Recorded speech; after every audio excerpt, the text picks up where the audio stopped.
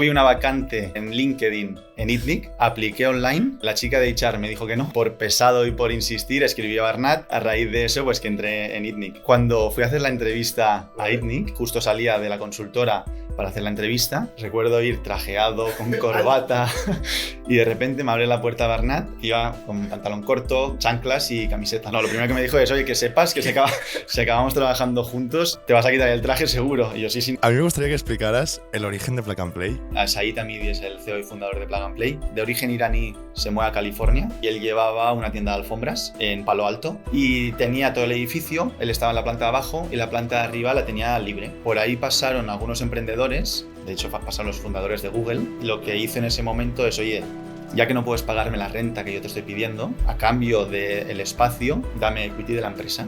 Las startups que tienen una componente de inteligencia artificial levantan más valoración y son más caras y normalmente levantan más capital que el resto. Hablabas de que también inviertes a nivel personal. ¿Cómo escoges tus propias inversiones?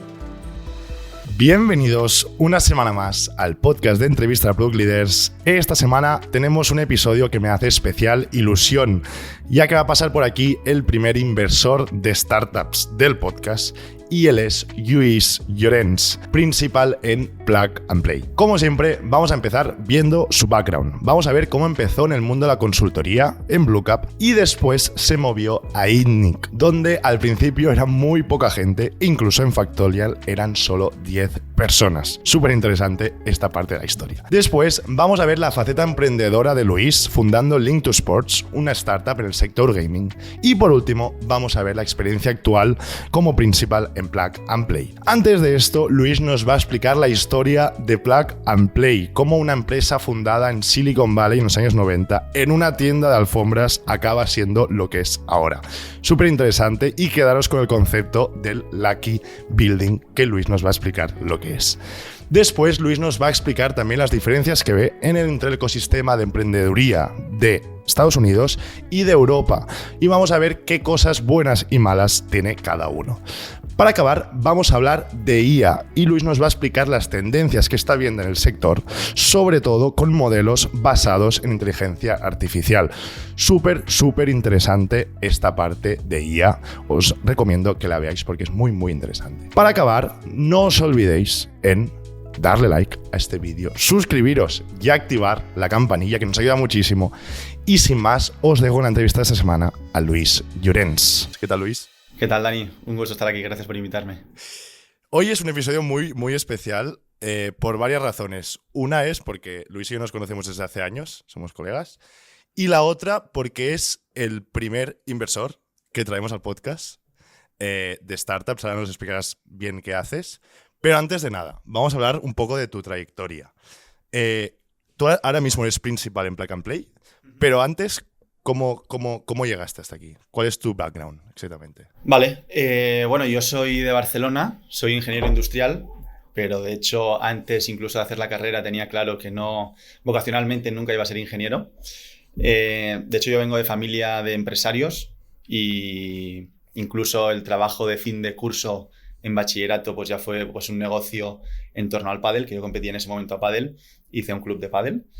Y también en mi trabajo de fin de grado en ingeniería hice un sistema para pasar lista en las clases. Y la idea no era, sí que tenía la componente tecnológica porque era a través de RFID, pero la idea era comercializar ese producto, ¿no? Ese servicio. Entonces, bueno, yo soy ingeniero, estuve un tiempo, los últimos 6 meses en Florida, tuve experiencia internacional. Ahí fue mi primer contacto con el mundo emprendedor, porque había un par de optativas sobre emprendeduría y las escogí. Pero al volver de Florida hice mis prácticas en una consultora financiera, en Bluecap Management Consulting. Estuve ahí un tiempo full time, rápidamente me di cuenta que eso no estaba hecho para mí y decidí saltar al mundo startup. Entré en ITNIC. ¿Cómo lo conocías, el mundo startup? O sea, ITNIC, ¿cómo lo conocías? ¿Ya estaba posicionado en el sector en ese momento o no había nada ahí? No, había muy poca cosa. De hecho, vi una vacante en LinkedIn en ITNIC. Sí. Apliqué online. La chica de HR me dijo que no. ¿En serio? Sí. Y por pesado y por insistir, escribí a Barnat. Bueno, primero conecté con él en LinkedIn. Le escribí. me dio opción a vernos en persona, le conocí en persona, hubo encaje, hubo fit, y a raíz de ese, sí, sí, a raíz de eso, pues que entré en ITNIC. Luego, bueno, en ITNIC entré básicamente como Venture Analyst, que al final era dar soporte a las startups del portfolio y también estudiar, pues, nuevas oportunidades de mercado. Con eso yo era el típico friki que tenía un listado con ideas o oportunidades que iba viendo. Entonces ahí llegó un momento que me llamaba el tema de emprender. Tengo un buen amigo que es emprendedor, fundador de Solfy, Sergio Balcells, y que ha dirigido varias plataformas online como Milanuncio, Shop Today, etc. Entonces, peloteando con él algunas ideas, me dijo, ostras, Luis, ¿por qué no escoges las que más te encajen? Haces pros y contras de cada una de ellas. Y empiezas. Y decides y te decides por una. Entonces, una de las ideas que yo tenía en esa libretita era un LinkedIn para deportistas en general, que acabó pivotando a un LinkedIn para gamers, aunque yo no fuera gamer, totalmente ajeno al mundo gaming. Y entonces lancé un negocio en el sector de los videojuegos, empezando pues representando gamers profesionales, luego organizando competiciones a nivel amateur, hasta, bueno, estuve 2 o 3 años full time con esto, hasta que me crucé con Plug and Play, de manera súper oportunista. Yo al final iba preguntando a varios VCs sobre el ecosistema de los esports, gaming en general. Uno de los VCs a los que pregunté fue Plug and Play. Y nada, me dijeron que estaban abriendo oficinas en Barcelona, que estaban buscando perfiles como el mío, y decidí presentarme como el candidato ideal. Qué bueno. Me molaría entrar, o sea, hoy creo que es un episodio bastante especial porque normalmente en las entrevistas que hacemos siempre está como de cara al emprendedor, muchas veces emprendedor o trabajador, pero nunca hemos visto como la otra parte, ¿no? Entonces, ¿de dónde sale el dinero? Muchas veces en las startups, casi todas, es de un inversor, ¿no? Entonces, vamos a hablar mucho de esto, pero antes me molaría entrar un segundo a ITNIC, ¿vale? ¿Cuántos erais cuando entraste? O sea, ITNIC como tal funcionaba más como un venture builder. En ¿Vale? ITNIC yo creo que debíamos ser 4 o 5 personas. ¿Vale? Estaba Barnat, estaba Pau Fernández, que era el CFO, que tenían los dos un rol horizontal, daban soporte a diferentes startups del portfolio. También estaba Raúl, que era el que más administrativo, sí. Y Che incluso. Yo creo que éramos 4 o 5 conmigo. Y en ese momento, pues ITNIC tenía mucha presencia en Factorial. Que ya existía Factorial. Sí, vale. Igual eran 8 o 10 empleados. Es heavy, ¿eh? Sí, sí. De hecho, en una de las tertulias, Jordi decía, ¿no? Que bestia. En ese momento se decían incluso los números el número de becarios que tenían. Sí, sí. Bueno. Sí. Eran 8 o 10, luego estaba Kipu y Kamalun. Y luego también todavía tenían participación pues, en Gym4Less, que luego pasó a ser Enjoy porque los compró Sodexo, en Playful Bet y en otras startups. Pero sobre todo mi rol era el dar soporte a estas startups. Sí, a Factorial, Kamalun y Kipu en ese momento. O sea, tú... Perdón. No, justo estoy recordando, la primera tarea, digamos, que, sí, eso te iba a preguntar. Que me comentó Bernat era, ostras, Luis, analiza el mercado alemán para ver si tiene sentido expandir Kamalun ahí. ¿En serio? Yo, sí, viniendo de consultorías y con poca experiencia y demás. Pero bueno, al final lo bueno que tenía en ITNIC es que tenías un montón de exposición. Al final trabajaba primero con personas súper humildes y súper potentes, pero con los CEOs. Al final yo trabajaba con Jordi, trabajaba con Juan, trabajaba con Roger Baño, Albert, etcétera, ¿no? Qué bueno. Perdón. Dale. Justo me estoy acordando. De hecho, cuando fui a hacer la entrevista a ITNIC, sí. Yo recuerdo, esto era el mes de julio más o menos, y yo venía, o sea, justo salía de la consultora para hacer la entrevista.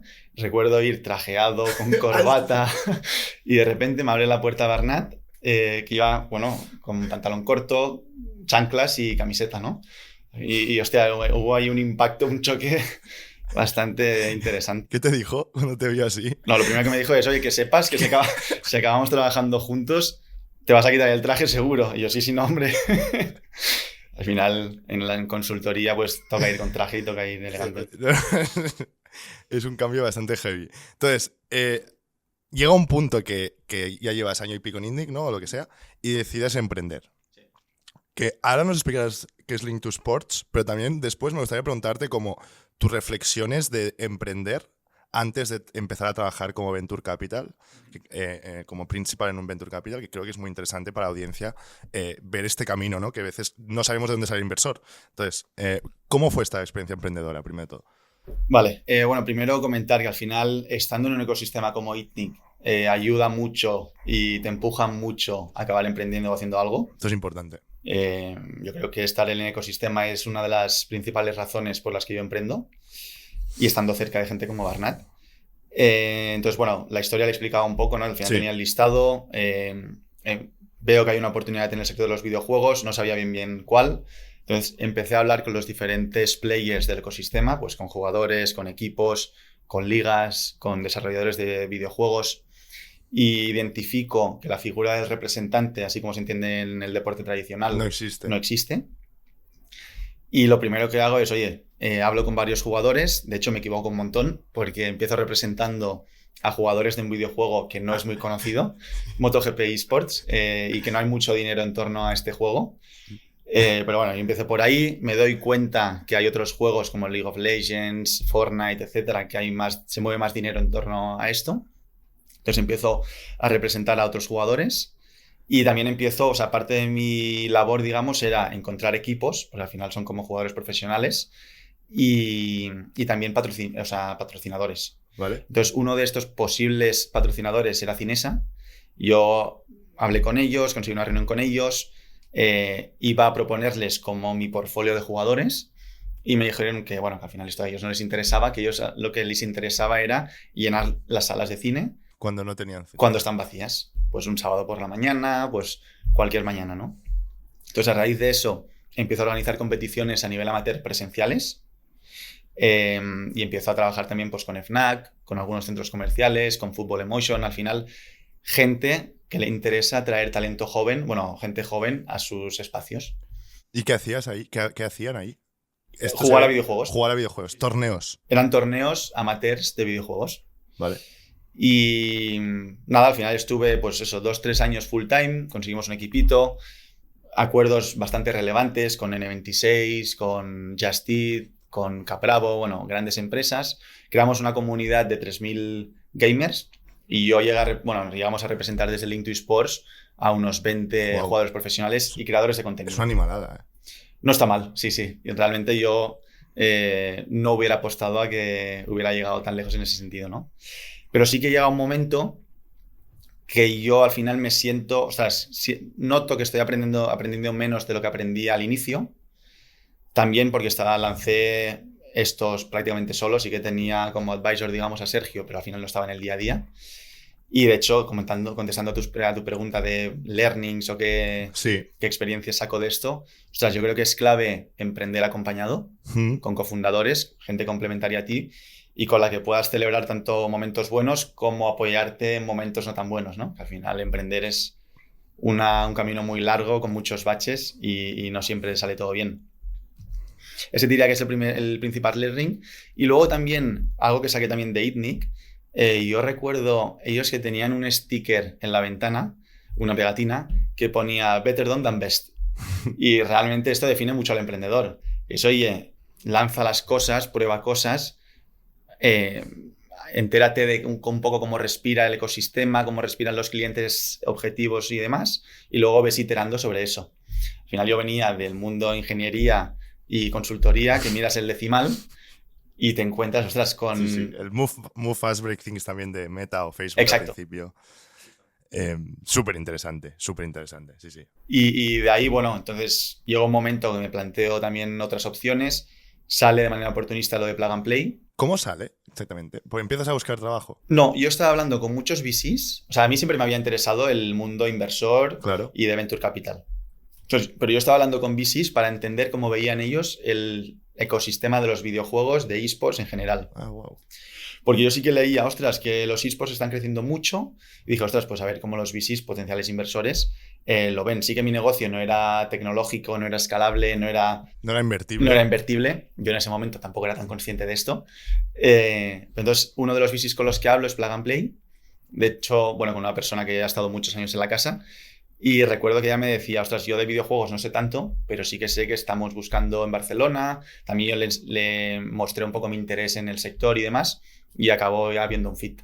Que antes de ir a Plug and Play, ¿qué learning sacas también? Que cuando decías, ¿no? El solo founder Ahora entiendo que cuando te ven en Solo Founders, lo recuerdas. Sí, totalmente, sí. Al final, primero, porque una sola persona es más difícil que tenga conocimiento de todo.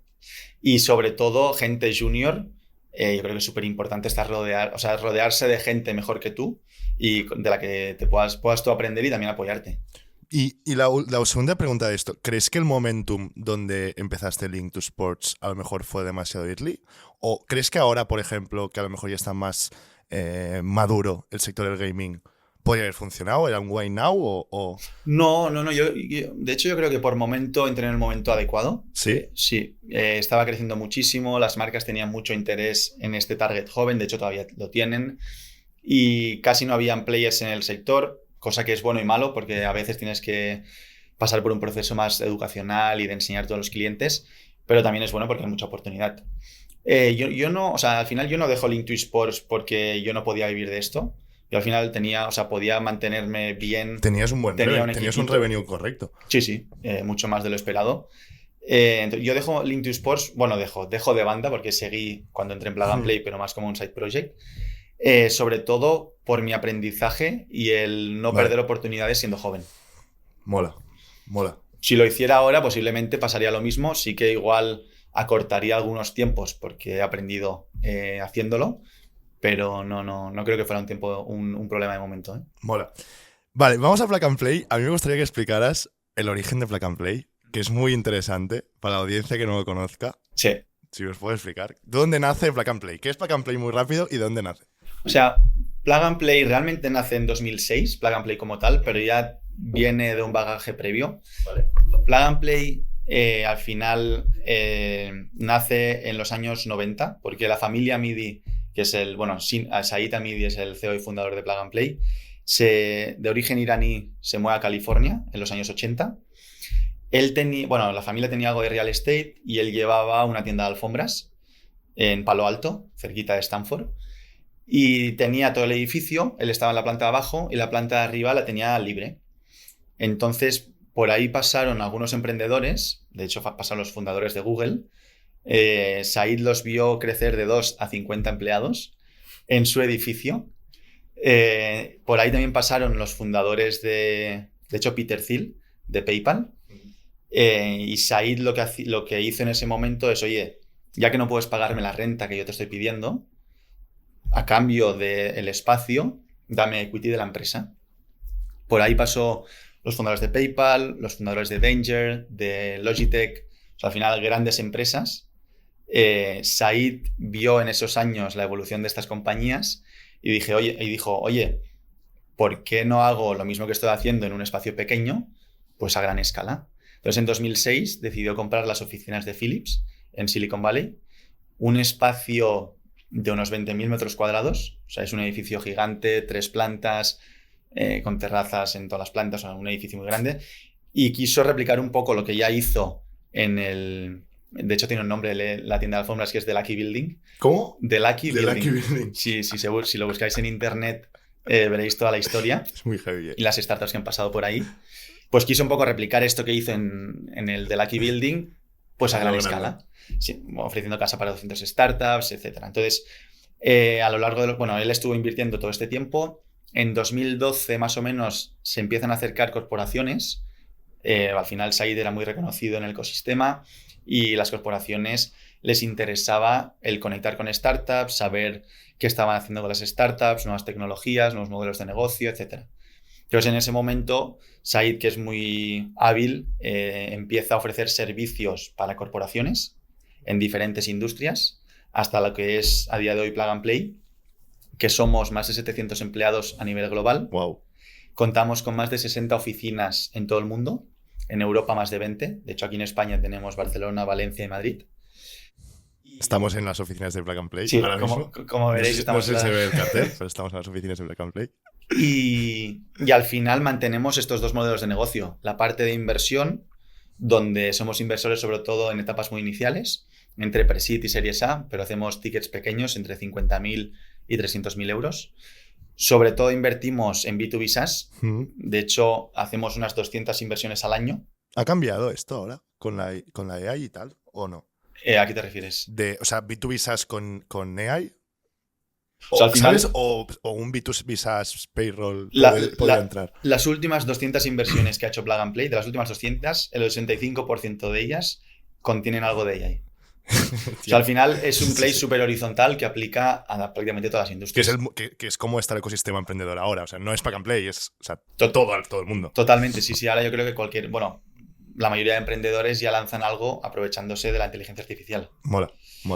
Entonces, volviendo un poco a esto, Plug and Play cuenta con un portfolio de más de 2.000 startups, que se dice rápido, Se dice rápido. y contamos con más de 30 unicornios. De Wow. hecho, Plug and Play pues, ha invertido PayPal, como decía, en Dropbox, en N26 en Europa, en Honey, que la compró Sí. PayPal por más de 4 billones. Al final contamos un portfolio súper extenso. Y todo esto lo combinamos con la segunda rama de negocio, y es que somos la plataforma de El innovación corporate, para ¿no? grandes empresas. Trabajamos en más de 20 industrias, todas las que te puedas imaginar, y trabajamos con más de 550 empresas. Al final, lo que hacemos es ofrecerles como dos tipos de servicio. Uno más de innovación, donde identificamos necesidades y les conectamos con startups que puedan resolver esa necesidad para justo que cubran la necesidad concreta, pues si quieren hacer un piloto, una prueba de concepto, integración, partnership o lo que sea. Y luego también en algunos casos les ayudamos en todo el proceso de inversión, Vale. lo que sería el CVC, ¿no? El Corporate Venture Capital. Pues, Inversión de empresa grande a startup. exacto. Vale. Pues llevamos desde la búsqueda de oportunidades, hacemos los análisis de las oportunidades, presentamos al comité e incluso ayudamos con el portfolio management. Ya ves. Eso es un poco el resumen de Plug and Play. Es muy interesante. O sea, ahora hablaremos también. Me mola mucho entender también la parte de Silicon Valley, de Plug and Play. Tú estuviste hace poco. Sí. Entonces, ¿qué nos puedes explicar ahí? O sea, ¿es tan heavy como parece Silicon Valley y Plug and Play? ¿Qué presencia tiene ahí? ¿Empezó ahí? Sí, o sea, realmente Plug and Play tiene la sede ahí. Creo que somos más de 300 empleados en Silicon Valley o por ahí. En cuanto a ecosistemas, yo creo que, bueno, otros ecosistemas como Europa en general, pues está creciendo, pero no está al nivel de Silicon Valley. ¿Le queda mucho? Pues es una pregunta difícil. Yo creo que todavía le queda, pero es más bien por un tema Cultural. o de educación. Que no de tecnología casi. No, y ni talento. Ni Yo creo que es más cultural. De hecho, ostras, al final... Y también de mercado. Al final en Silicon Valley o en Estados Unidos en general, piensan muy en grande los emprendedores, y también más a nivel educacional o cultural son más tolerantes al riesgo, digamos, ¿no? Y tienen menos miedo a lanzarse y hacer las cosas mal. De hecho, también, ostras, al final, si un emprendedor en Estados Unidos emprende y fracasa, se valoran las partes positivas y, ostras, el hecho de tener ese empuje para hacer pasar las cosas. En cambio, si un emprendedor en Europa o en España fracasa, pues muchas veces, por desgracia, todavía vemos pues, gente que se ríe de ellos o que no valoran los puntos positivos, ¿no? O sea, yo creo que eso es un punto. Y luego el otro punto también es a nivel de mercado, que va muy atado con lo de la ambición. Al final yo creo que Estados Unidos como general pues es un mercado que ya tienes acceso a más de 350 millones de habitantes, más o menos. Sí que hay estados y hay algo de diferencia entre algunos estados, pero se puede tratar como un mercado único. Europa, el problema que tiene es, o sea, si lanzas algo en España, el primer paso es un acceso a 50 millones de habitantes y luego tienes la barrera de la lengua. Si quieres expandirte a Francia, pues el idioma es un problema y luego a nivel cultural hay más diferencias que entre diferentes estados de Estados Unidos.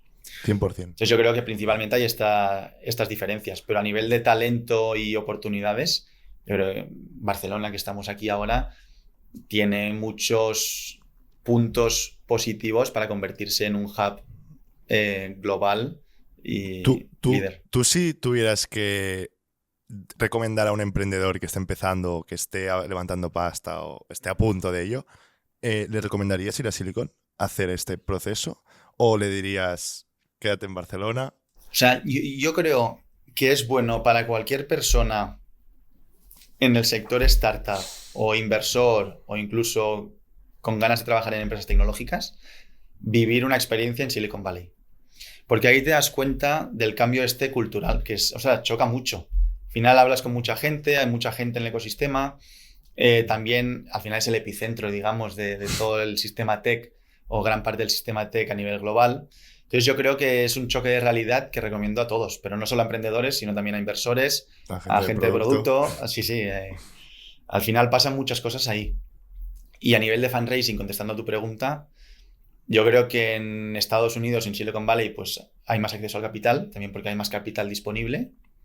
Y por ende, pues puede ser más fácil levantar capital si tienes algo con cara y ojos y puedes convencer a los inversores. O sea, puede ser una buena opción. Sí. Yo lo recomiendo a cualquier persona en el mundo tech en general. Me molaría hablar más de tu trabajo, ¿no? De cuando haces esta búsqueda de emprendedores o de startups. Lo primero de todo, la primera pregunta, ¿no? ¿Qué es lo que valoras tú cuando te viene un emprendedor? ¿Qué es una cosa? Una cosa. No tengo que... O sea, no necesitamos más. Una cosa. No tiene nada la persona. O sea, es un PowerPoint. Sí, o sea, sí, al final... ¿Qué te viene a ti, no? Te vienen PowerPoints. Sí, nosotros invertimos en etapas muy iniciales, que en algunos casos sí que tienen algo de facturación, algo de métricas, pero en otros es una persona o un equipo de personas con un PowerPoint, sí, con una idea y un mercado.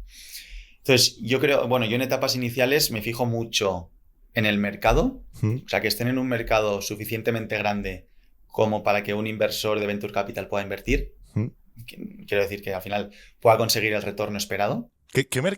A nivel de mercado de tamaño, ¿qué se considera grande también? Para saber? Yo creo que todo lo que sea a partir de $1 billón. A partir de $1 billón de mercado ya empieza a tener sentido. Sí. Vale. Al final lo que buscas es que la empresa sea capaz de facturar unos 100 millones de ARR. ¿En cuánto tiempo? Bueno, en un periodo máximo. Al final los fondos son a 10 años. Sí. Por lo tanto, tú desde el momento que inviertes hasta el que tienes sales... que rentabilizar. Sí. Cuantos son menos años mejor, porque la tira es más alta. Pero normalmente los fondos son a 10 años. O sea, 100 millones de ARR es como el goal de un VC cuando entra a una startup. Sí. Sería algo así. Sí, exacto. Tiene que entender si la startup es capaz de facturar eso o más, obviamente. Vale, obviamente, vale. Para tener ese retorno esperado. Vale. Entonces, yo me fijo mucho en el mercado, no tanto en la oportunidad concreta, sino en el mercado, pero al final los emprendedores van pivotando y van entendiendo bien el mercado. Y luego en el equipo. Al final me fijo... Pues primero, que tengan la ambición necesaria para poder hacer eso, que tengan capacidad de ejecución, que al final es muy fácil. ¿Y cómo lo ves, que tengan capacidad de ejecución, si no han hecho nada, por ejemplo? O sea, depende. Primero hay los que sí que han hecho, entonces entiendes un poco el background y haces también reference checks y preguntas. Si no ha hecho nada, tiene más riesgo, pero por ejemplo, el hecho de rodearse bien. De si ha encontrado un cofundador pues con más experiencia, complementario, etc. Ese es un tema. Y al final miro pues un equipo que sea completo. Como invertimos en tecnología, pues que tengan la componente tecnológica en el equipo cofundador, un CTO.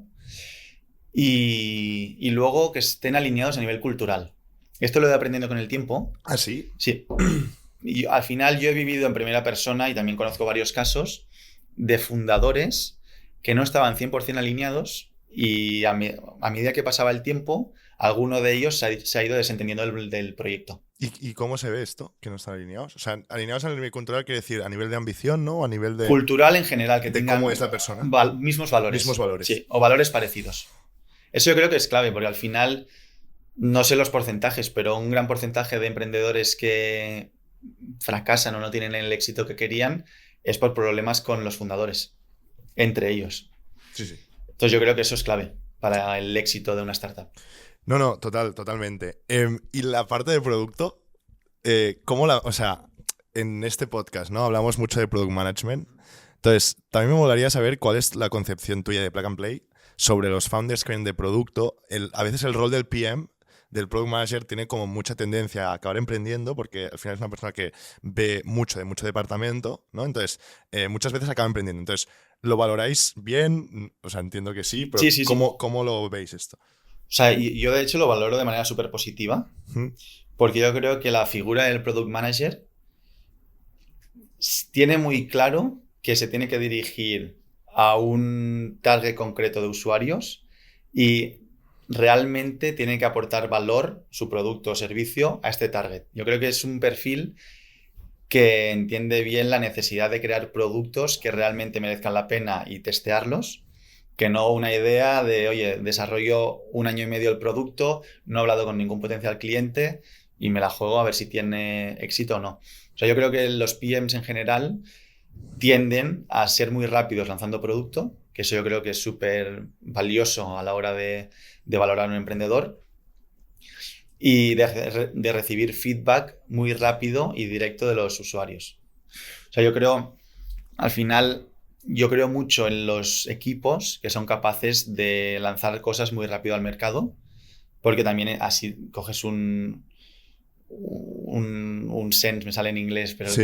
un entendimiento más rápido de qué quieren los usuarios y haces algo que sea ad hoc para ellos. ¿Te ha pasado alguna vez que algún emprendedor te ha venido rollo el lunes y el viernes te enseña ya el producto hecho Sí. y te ha dicho, mira, voy a hacer esto? Y lo ha hecho. Sí, y de hecho... Esto es la hostia. Es que no hace falta ni que vengan con el producto hecho. A mí sí me vienen con un MVP, que puede ser básico, puede ser un Forms, puede ser una landing, puede ser algo sencillo. Si me vienen con un MVP, con cara y ojos y ya con algo de respuesta por parte de los usuarios, es una forma de validar la solución muy fácil y muy rápido. Entonces sí, valoro mucho los perfiles de PMs. De hecho, yo te diría que uno de mis mayores antiportfolios ¿Cuál es? desde Plug and Play es Capchase, ¿vale? que yo creo que ha pasado por el podcast. Sí. Yo creo que 2 de los cofundadores venían de tener experiencia en producto. Sí. O sea, yo conozco la historia de Gully, que sí o sí tenía experiencia en producto. Los demás no lo conozco, pero... Sí, yo creo que eran 2 con experiencia en producto. Y yo creo que va muy bien Capchase. Y de hecho también creo, o sea, hay CEOs y otros cofundadores. Yo creo que el CEO de Wallapop también tiene mucha experiencia en producto y bueno, y hay otros. Sí, hay varios. Hostia, ahora no me salen muchos, pero hay muchos experiencias de founders de producto y tiene todo el sentido. O sea, tiene todo el sentido. Vale, me molaría ir también en cuando. O sea, tú, por ejemplo, en Plug and Play recibes. O sea, ¿cuál es tu día a día? ¿No? Tú recibes mucho deal flow, se llama, ¿no? De startups. Y entonces. ¿Tu papel ahí cuál es? ¿Recibirlas y cuando molan, subirlas al comité? ¿O cómo funciona este proceso también? Sí, al final, bueno, nosotros tenemos un equipo de inversión y somos todo el equipo quienes analizamos las oportunidades y hacemos el análisis y más y las comentamos. Sí, yo te diría, el deal flow, o sea, las oportunidades vienen de diferentes fuentes. ¿Cuáles son las mejores fuentes? Que esto lo hablamos el otro día. Sí, yo te diría que las que tienen ratio de conversión más alto de presentar a inversión son oportunidades que vienen referidas por otros fundadores del portfolio. Es decir, si yo soy un emprendedor que quiero contactar contigo, por decir algo, es más probable que contacte gracias a que un emprendedor del portfolio te diga que yo soy guay, que no que yo te escriba a ti directamente. 100%. Sí, al final piensa que como inversores también recibimos muchos decks cold outreach, ¿no? De gente que no conocemos y nuestro tiempo también es limitado. Entonces, obviamente priorizaremos a alguien que nos recomiende, o algún conocido que nos recomiende un deck, que no a alguien que no conocemos, ¿no? Y por LinkedIn, por ejemplo, te escriben mucho. Me escriben, sí. Y es un buen canal para... Yo intento contestar, pero yo creo que el detalle que puedes dedicar a un mensaje de LinkedIn es mucho menos que si alguien te refiere una oportunidad concreta. Por eso, o sea, emprendedores que nos estén escuchando, súper top. Si consigues llegar a Luis por este ámbito, es buen match. Sí, entonces yo te diría que el que tiene mayor conversión son otras sugerencias de otros founders y luego también de otros VCs. ¿Vale? Al final, entre los venture capitals e inversores en general, hablamos muchísimo, compartimos muchísimas oportunidades y más nosotros que somos followers, no lideramos. Entonces estamos constantemente compartiendo las oportunidades. Si hay hueco en una ronda, pues la compartirás con VCs que creas que puedan encajar en esa ronda. Entonces yo te diría que esas 2 fuentes son las principales, más lo que podamos hacer nosotros de búsqueda externa y lo que nos vaya entrando inbound. Los eventos, por ejemplo, mañana empieza el South Summit. Esto se va a retransmitir una semana más tarde, o sea, queda mal. Ya habrá pasado, pero está muy reciente el South Summit ahora mismo. En eventos de este tipo también es un buen momento para hacer esto, ¿no? 100%. Yo creo que eventos tipo el South Summit, 4 Years From Now, el Valencia Digital Summit, bueno, hay varios en España y a nivel global. Yo creo que al final los inversores solemos tener presencia en este tipo de eventos y es un buen canal para llegar al inversor. Al final, yo también veo muchos emprendedores. Sí, yo estaré mañana, o sea, miércoles y jueves. Y yo veo muchos emprendedores parando a inversores y, bueno, al final aprovechando el tiempo para conocerse en persona, que también es un tema importante. Yo intento conocer a todos los emprendedores a los que invierto en persona. Esto es importante, lo ves importante. Sí, yo creo que empatizas más. Sí que igual las primeras reuniones las puedes hacer online porque son menos, digamos, empáticas, ¿no? Pero luego también yo creo que hay un tema de conexión entre inversor y emprendedor para ambas partes, o sea, desde ambos lados, que es clave. Yo me acuerdo, yo antes trabajaba en Kafler, que tú eres inversor también, que ahora también entraremos aquí, pero yo me acuerdo al principio de Kafler, cuando empezamos con la compañía, era muy clave una figura como la tuya, ¿no? Y de otros inversores que nos ayudaba a movernos no solo en el mundo VC, sino también de proveedores, de gente que ha hecho algo parecido. Entonces, como este Smart Money, ¿no? Que se llama, ¿cómo lo fomentas tú esto? Porque yo creo que es clave para emprendedores, clave. Es decir, ¿cómo ayudas al emprendedor a hacer esto? Sí, o sea, yo creo que hay diferentes tipos de inversores, Vale. con diferente network o diferente valor añadido. Este caso es un caso, bueno, al final invertí yo a título personal, no invertí para Plug and Play, pero como Plug and Play, al final hemos coinvertido con prácticamente todos los VCs a nivel global, Sequoia, Andreessen, etcétera. Por lo tanto, igual que yo tengo esa relación de VCs más locales, pues otros compañeros mantienen relación con VCs en diferentes geografías, que eso es algo bastante único en cuanto a Venture Capitals, ¿no? Entonces, ya puede ser por la parte de network con VCs y nosotros también tenemos la parte de corporate. Bueno, al final tenemos una red de partners muy grande a la que también podemos introducir a las startups. Y es una manera fácil también de validar si una startup, lo que está resolviendo esa startup, tiene sentido o tiene menos sentido, ¿no? Esto es súper clave. Hablabas de que también inviertes a nivel personal. ¿Cómo escoges tus propias inversiones? Sí, o sea, yo al final, a nivel personal, sobre todo invierto en emprendedores con los que encaje mucho a nivel de valores, un poco ¿Vale? lo que decíamos, y que haya una conexión real, ¿no? Que por ambas partes, al final, que podamos ser amigos. La inversión en general, como comentábamos, te comprometes a 10 años. O sea, es que si una pareja que 10 ya... años es un huevo, ¿eh? Sí, hay muchos matrimonios que duran menos que eso, ¿no? Entonces, yo lo veo como una relación de pareja. Tienes que estar bien cómodo con ella, tienes que entenderte con la persona, etc. Entonces, bueno, yo compagino las inversiones que hago desde Plug and Play con inversiones personales que puedo hacer independientemente de si Plug and Play invierte o no. De hecho, la mayoría de las inversiones que he hecho, Plug and Play ha dicho que no, o no han encajado por una razón u otra. ¿Cuántas llevas, si se puede decir? En número. Sí, a título personal unas 15. No está mal, ¿eh? Y la mayoría, o sea, todas excepto una españolas. Todas excepto unas españolas, ¿vale? Sí, y la mayoría te diría que son de Barcelona. ¿Ah, sí? Yo creo que es lo que decíamos antes, es un tema de cercanía y de poder ayudar. A mí me gusta siempre que emprendo, tanto con el sombrero de Plug and Play como a nivel personal, intentar ayudar al máximo y aportar valor. Si veo que no puedo aportar valor, si yo no puedo aportar valor a nivel personal, yo no invierto, pero si Plug and Play puede aportar valor, obviamente sí, ¿eh? No, es interesante. También me molaría, o sea, ahora me gustaría entender también como el papel del inversor en una startup. Hemos hablado ya de esto, ¿no? Pero yendo más en detalle, ¿cómo es para ti el papel del inversor ideal cuando entra en una startup? Es decir, aterriza el día uno un emprendedor con un investor. ¿Cuál debe ser esta relación? ¿Cuál debe tener este vínculo? Y si es lo mismo la relación que debe tener una serie seed o pre-seed a posterior. ¿Cambia también la relación? O sea, yo creo que esto depende mucho del tipo de inversor. Hay inversores que son más financieros y simplemente ponen capital y prácticamente se olvidan. No es el tipo de inversor que me gusta a mí. A mí me gusta el inversor, pues primero, que deja hacer al emprendedor.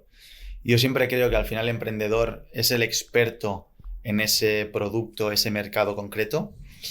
Y el inversor sí que por experiencia puede haber visto casos de éxito o casos que no han ido tan bien en mercados parecidos o en startups dirigiéndose al mismo consumidor. Entonces, yo creo que como inversor tienes que dejar hacer al emprendedor, pero si hay algo en lo que no estés de acuerdo, lo tienes que obviamente comunicar e intentar justificarlo con tu propia experiencia. Es que esto es importante, ¿eh? Porque si no, a veces como que el fundador parece que casi hace lo que dice el inversor. Sí, Esto es muy peligroso. esto es súper peligroso. Sí, Es de hecho, una red flag de la hostia. nosotros, o sea, los inversores en general, es que al final el experto es el emprendedor. Nosotros podemos tener un conocimiento del mercado en general y haber vivido experiencias, pero el que está en el día a día a nivel operacional es emprendedor, no es el inversor. Claro, esto hay que ir con cuidado porque yo lo he visto en varias ocasiones, de que el inversor, por ejemplo, quiere hacer una campaña de tele, por decir algo, y se hace la campaña de tele. Entonces, Sí.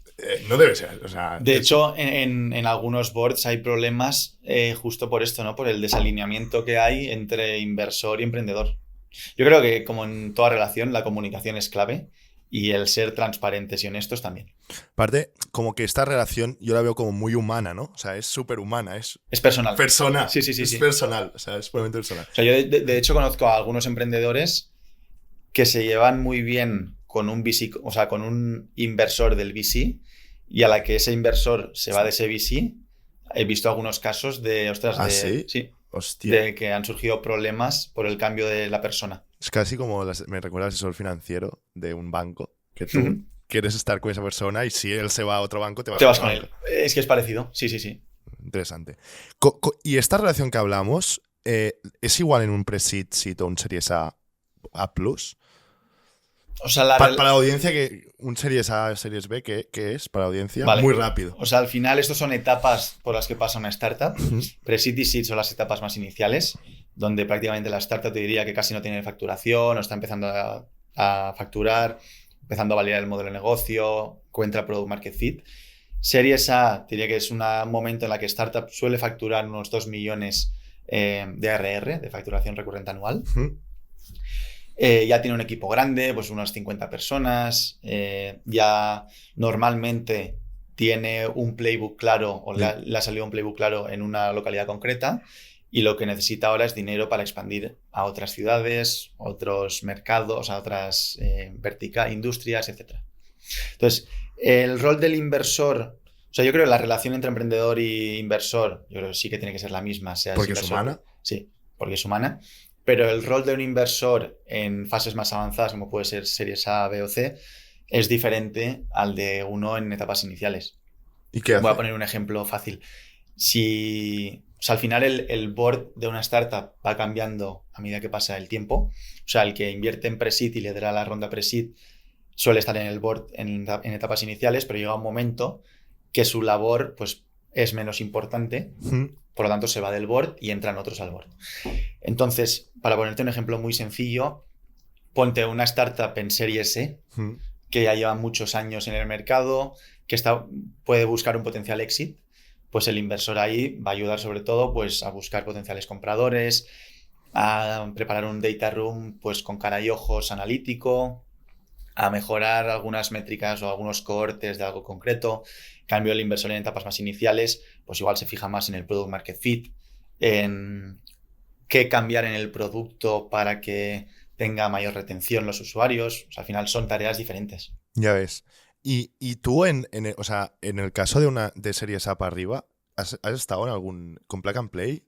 No, Plug and Play no porque cogemos. No cogéis vosotros. Al final nosotros somos followers, ¿vale? No lideramos rondas, simplemente nos añadimos a las rondas que ya están. Vale. Sí que nosotros aportamos mucho valor por el ecosistema que hemos conseguido generar. El tener oficinas en diferentes ciudades, gente en diferentes ciudades, ayuda mucho a expandirse, a validar ese mercado concreto. O sea, al final sí que aportamos mucho valor, pero no solemos estar en boards. Vale. Ya para acabar de este tema, a mí me gustaría entender también como esto que comentabas de cuando pasa de un stage a otro, cada inversor aporta un valor, ¿no? Que también es algo interesante en el sentido de entender cómo funciona, de que un inversor a veces se tiene que apartar de una stage, que no sé si siempre pasa. Suele pasar. ¿Suele pasar? Sí. No hay problemas con esto, de que un inversor no se quiera ir o lo que sea. A ver, y seguramente hayan problemas porque sí. Pero al final, como inversor, ya tienes claro un poco tu rol. Vale. Y dónde puedes aportar realmente valor. Tú al final lo que buscas es aportar el máximo de valor posible al emprendedor. Vale. Llega un momento que por capacidades o por recursos no puedes aportar tanto valor. Tienes que marchar. Sí. Y te puede ir bien porque puede ser tu final de que has conseguido encontrar el retorno este. Bueno, o sea, que ¿O no? te vayas del board no significa que hagas exit, ¿eh? No, claro. Yo estaba imaginando más a nivel de exit. Te puede ir bien en el sentido de que ya, si tú ya has estado en una fase donde ya has aportado No, el claro, valor sí. Luego y que estás entre capturando otro. el valor. Ujú. Sí. Y luego que entre otro para seguir creciendo la startup. Em, sí, Yo perdón. lo que sí que creo que es clave la comunicación Ujú. entre cualquier tipo de inversor y emprendedores. Comunicación. Sí. Y algo muy sencillo que parece muy fácil y tampoco toma mucho tiempo es los típicos reportes mensuales o trimestrales. Yo creo que eso es clave y ser transparente en esos reportes. Has visto muchas cosas ahí. Bueno, no, yo creo que la mayoría de inversores, hay de emprendedores en los que he invertido, son súper honestos y al final esto es una herramienta para que los inversores te puedan ayudar. Claro. No tienes que mentir al No, inversor, no, claro que prácticamente. no. Sí que lo he visto en algún caso, he conocido algún caso, pero no me ha pasado a mí personalmente. De hecho, yo siempre recomiendo poner tanto los puntos positivos de ese mes o de ese trimestre, los puntos negativos, luego un poco de métricas y cómo va el negocio, y seguro un apartado que sea, oye, ¿cómo podéis ayudarnos los inversores? Ya. Sí. No, es interesante, es interesante. Para acabar ya con este tema del papel de inversor, ¿cuál es el background perfecto que tú dirías que debe tener un inversor? Porque yo conozco a varias gente que viene de consulting, finance, que como el path es, no, me quiero ir a VC, ¿sabes? Pero a lo mejor es gente que no ha visto una startup casi muy poco, conoce poco de producto, entonces, de ventas, o sea, ¿cuál crees que debe ser el...? O sea, yo creo que depende también un poco del estadio en el que inviertas. Seguramente en fases más avanzadas la capacidad analítica se valora más que otras capacidades, pero yo creo que a nivel de background, yo creo que un ex emprendedor Stop. sí, conoce, al final empatiza mucho más con el emprendedor y conoce mucho más las fricciones que pueden haber en el día a día en vender algo, ¿no? Al final, si no has estado nunca en el ajo, digamos, es difícil saber y ser consciente de las dificultades que hay en el día a día. Oye, al final vender parece muy fácil, pero ostras, hacer un piloto, pues te pongo el ejemplo de hacer un piloto con una compañía, parece fácil, o sea, se dice muy rápido, pero al final son muchos meses porque el proceso de ventas es largo y luego son muchos procesos por los que tienes que pasar. Por hacer un piloto con una gran empresa, normalmente tienes que pasar por el departamento de innovación, hablar con la unidad de negocio Animada. que encaje. Si todo va bien, luego tienes que pasar por el equipo legal, que la documentación esté bien, el equipo de IT si te tienes que integrar con algún tipo de datos. Al final, conocer bien las operaciones creo que es clave y no hay nadie mejor que un emprendedor que las conozca. Sí. De hecho, yo creo que los mayores inversores a nivel global han sido ex emprendedores. Sí. En general, en el mundo. Sí, a nivel... ¿Quién sí, es el sí. mejor inversor del mundo ahora mismo? Bueno, esto no sé cómo se mide. Ya, no sé cómo se mide, ¿no? Pero por ejemplo, Andreessen Horowitz son muy top, ¿no? Andreessen Horowitz. Ex emprendedores. Yo creo que sí. Creo que sí. Sí, yo creo que hay varios partners de firmas top que son ex emprendedores. Yo creo que la tendencia estaba yendo para ahí, ¿eh? Ya. Cada vez más emprendedores se pasan al lado inversor. Ya, no, tiene todo el sentido. Vale, ya para acabar, ya estamos llegando casi a la horita. Ahora están saliendo, como comentábamos, startups a mansalva de inteligencia artificial, ¿no? Y tú recibes muchísimas de empresas de IA. No obstante, en el mundo del producto también vemos estas startups y muchas veces vemos que con IA se están haciendo cosas que casi no tienen sentido, que se pueden hacer con un producto totalmente diferente y mucho más sencillo, ¿no? Entonces, ¿cómo crees que evolucionará el sector startup con la inteligencia artificial? Y si crees que el papel del inversor va a tener el mismo peso solo por el hecho que a lo mejor con la IA se pueden hacer más cosas con menos gente, por lo tanto necesitas menos capital, por lo tanto, etcétera, ¿no? Entonces, ¿cómo ves estas dos cosas? Evolución del sector a la IA y papel del VC, ¿cómo se posiciona en todo esto? O sea, yo creo, te contesto primero la segunda, yo creo que el papel del VC seguirá estando presente. Al final, aunque necesites menos recursos, seguramente necesites recursos para construir producto, para construir tecnología, etcétera. Que igual necesitas menos, sí, pero que necesitarás capital seguro si quieres crecer rápido y aspiras a este a llegar al estatus de unicornio, etcétera. De hecho, hay una startup de un exfundador de Goin que se llama, Angel AI, yo creo que Vale. lo que está haciendo No la conozco. es un VC. Lo que quiere hacer es un VC 100% automatizado con inteligencia artificial. ¿En serio? Que todos los procesos se hagan con la inteligencia artificial e incluso la decisión también. ¿Qué dices? Esa es su idea y está empezando. Pero Y la parte humana que hemos comentado se va todo. ahí sí, yo creo que si traes a David, que es el fundador de esa startup, al podcast, seguramente opine diferente. Pero yo creo que la componente humana es necesaria para, al final hay muchos activos intangibles en una empresa que yo creo que la inteligencia artificial todavía no es capaz de valorar. Pero, ¿creéis que las valoraciones se van a regular un huevo? Con gente, el caso de Magnific, que salió hace poco, es muy claro, ¿no? Una empresa que se vende a no sé qué valoración, creo que no es público, con 2 personas, ¿sabes? Y de estas saldrán más. Mira, yo, por estudios de mercado que han habido recientemente, las startups que tienen una componente de inteligencia artificial levantan más valoración. ¿Vale? Y son más caras y normalmente levantan más capital que el resto. ¿Ah, sí? Sí. También es un tema de oferta y demanda. Ya. Al final hay muchos inversores interesados en este sector y obviamente si es un mercado competido, pues al final acaba subiendo valoraciones y los emprendedores acaban levantando más dinero, aunque no debería ser lo ideal, desde mi punto de vista. Y luego la primera pregunta que me hacías... ¿Cómo ves el sector el sector del VC, la evolución que llevará la IA? O sea, con la IA. Pues más o menos ya me has contestado. Sí, ¿eh? No. O sea, yo creo que al final la inteligencia artificial, tanto en VC como en otros sectores, ayuda a optimizar muchos procesos. Yo creo que todavía no estamos en ese momento donde todo lo puede hacer la inteligencia artificial. Desconozco si llegaremos, pero yo creo que de momento la componente humana es clave, tanto para hacer negocios como para valorarlos. No. Pero sí que es cierto que, por ejemplo, nosotros como inversores nos apoyamos ya en muchas herramientas para optimizar nuestros procesos internos. Claro, sí. Veremos cómo acaba, ¿eh? Veremos yo estoy 100% de acuerdo, ¿eh? O sea, que necesitas la componente humana sí o sí y no no puedes hacer algo grande si no es con un gran equipo. Pueden haber estos outliers, ¿no? Totalmente, sí. Pero sí que creo que de ahora en adelante seguramente se necesite menos capital en startups tecnológicas porque la tecnología te va a ayudar a recortar procesos y optimizarlos. ¿O tú crees que, por ejemplo, en series A para arriba necesitas menos gente? Esto yo creo que sí. Sí, pero ya se está viendo. Ya se está viendo. Sí, al final ahora están saliendo muchas soluciones de inteligencia artificial para los equipos de ventas. Sí, por ejemplo. Que lo que hacen es optimizar el trabajo que hace un SDR o diferentes perfiles, ¿no? Hay diferentes soluciones. Lo mismo con operaciones, con call centers, con customer success, etcétera. Pero yo creo que como en toda la vida iremos innovando, irán saliendo también nuevas oportunidades. Seguramente pues haga falta más gente en tecnología o igual en producto, no lo sé. Sí, no, tal cual. Vale, Luis, ya para ir acabando, me gustaría también entender cuáles son tus fuentes de inspiración, cómo te inspiras tú, y en el sentido de, ostras, te pasas el día viendo startups, te debes volver loco de negocios cada día diferentes.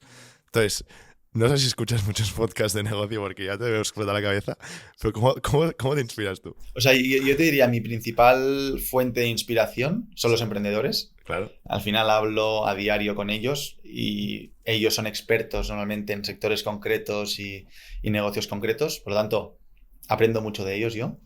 Y también, sí, consumo mucho podcast y mucha newsletter. ¿Sí? Sí. Te diría, mira, consumo una que está muy centrada en producto, que es la newsletter de Lenny Rachitsky. Sí. Me gusta muchísimo porque ¿Sí o no? Sí, entra mucho al detalle. De hecho, hace años que la sigo. ¿Sabes? Qué grande. Luego, más a nivel de tecnología en general, escucho el podcast de All In Podcast, de Jason Calacanis, Chamath, al final ex emprendedores y billonarios, la mayoría de ellos, que habla más sobre tecnología y... Están bastante chalados, Sí, más a nivel macro, pero bueno, lo hacen entretenido. Lo hacen muy bien. Y luego también consumo mucho parte de VC. Vale. O sea, al final hay podcasts como EU.VC. Yo no conozco este. De David Cruz y Andreas. ¿Y qué hablan? Ellos entrevistan sobre todo a GPs. Vale. A General Partners de fondos y fondos internacionales top. O sea, como a ti. Tú eres general partner, ¿no? No, yo soy principal. Principal, vale, Sí. vale. Por encima están los partners. Vale. Y entonces entrevistan mucho a GPs. Luego también parecido a este podcast está el de 20 Minute VC, Sí, este lo que conozco. es de Harry. Sí. No sé cuál es este. 20 VC se llama. Sí, ¿no? 20 VC. Sí, Vale. O igual antes se llamaba 20 Vale, Minute vale. VC. Que también suelen entrevistar tanto emprendedores como a general partners de fondos. Y sí, bueno, y por supuesto el podcast de ITNIC y el de Product Channel. ¿No te has visto? No, sí que te has visto, que lo sé. Y ya para acabar, tú, Luis, tienes un Substack. Sí, ¿De qué hablas ahí? justo, mira, pues Lo vamos siempre- a poner ahora mismo en la descripción. Aquí o aquí, no sé, ya veremos. Sí, yo creo que desde este año empecé a crear contenido, sobre todo contenido de lo que yo vivo a nivel personal, bueno, a nivel laboral, y suele ser sobre todo a nivel de venture capital y emprendeduría. ¿Vale? Al final también me va muy bien a mí para aclararme las ideas y compartir bueno, al final es compartir un poco todo lo que tengo, pues compartirlo también con la gente, y eso sobre todo sobre emprendeduría y venture capital. Pues valoraciones de startups, startups que están en fundraising. ¿Te llega Dealflow por ahí? ¿Te está empezando a En Dealflow? Substack no. En Substack no. O sea, de hecho hemos creado con Alberto Hospital desde abril un form Sí. donde hacemos que las startups que estén en fundraising apliquen, ¿Vale? y nosotros lo compartimos con nuestro network y con los inversores. Ostras, ¿esto nos lo podemos pasar? Sí. ¿Este form? Lo pondré el enlace también por aquí. O ya lo pondrás tú, sí. Sí. Pero sí, Substack, pero he empezado hace poco. Vale. Sí. Tengo que crear contenido más recurrente. ¿Quieres hacer un podcast, Luis? Eso os lo dejo a vosotros, que sois los expertos, y se os da muy bien. Es un marrón, ¿eh? Sí. Tú mismo lo has visto. Y mucho compromiso, muchas horas y mucha dedicación. Aquí no se nos ve en la cámara, pero está lleno de fotos. Hay un setup, sí. Ha venido a la oficina Dani con un setup interesante. Bueno, Luis, muchísimas gracias. Me lo he pasado súper bien, no sé, ¿te lo has pasado bien? Totalmente, sí. Gracias. Espero que guste. Igual, si no, va a gustar seguro. Yo creo que es una entrevista muy interesante porque en producto pocas veces se habla del papel del investor, y a veces parece que el dinero viene de no sé dónde. Ya. Pero también hay que entender, yo creo, la otra parte de la cara, de la moneda, de dónde sale y cómo ve una startup, un inversor, ¿no? O sea que súper interesante de tu historia, Luis. Y de hecho, déjame añadir una cosa. Sí. Al final, los inversores, ¿cómo ayudamos a la gente de producto? Sí. O a desarrollar producto. Es primero con la financiación, que lo acabas de decir tú, y luego también con acceso a talento. Que al final los inversores tenemos bastante network personal, y también conocemos a muchos emprendedores pues, que cambian de trabajo, o a C-levels que quieren cambiar de trabajo, y también puede ser un nexo para ayudar a buscar a gente de producto y demás. Es cierto, y yo lo he vivido. O sea, lo he vivido en primera persona, que no me lo explicas. O sea, que me explicas gente que se mueve para allí, para allá. O sea, que súper interesante. Pues Luis, muy gracias por venir. Mil gracias por la invitación, y dadle like al vídeo y a la campanita. Y todos a suscribiros al Substack de Luis y al Fonts si estáis emprendiendo. Y hasta la semana que viene con más producto. Chao, chao.